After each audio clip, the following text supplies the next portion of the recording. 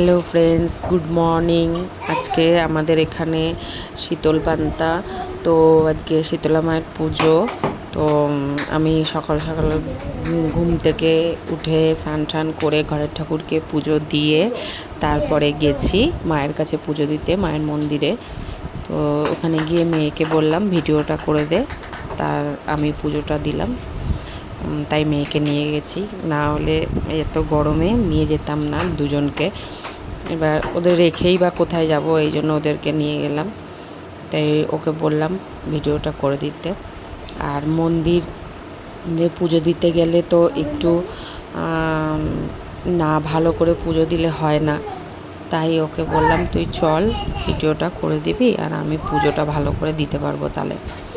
তাই ভালো করে পুজো দিলাম। আর এবারে ঠাকুরটা দেখো কত সুন্দর হয়েছে।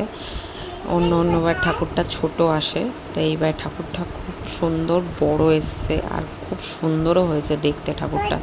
তোমরা দেখতেই পাচ্ছ মায়ের মুখটাও বেশ বড় সড়ো হয়েছে আর ঠাকুরটাও বড় হয়েছে।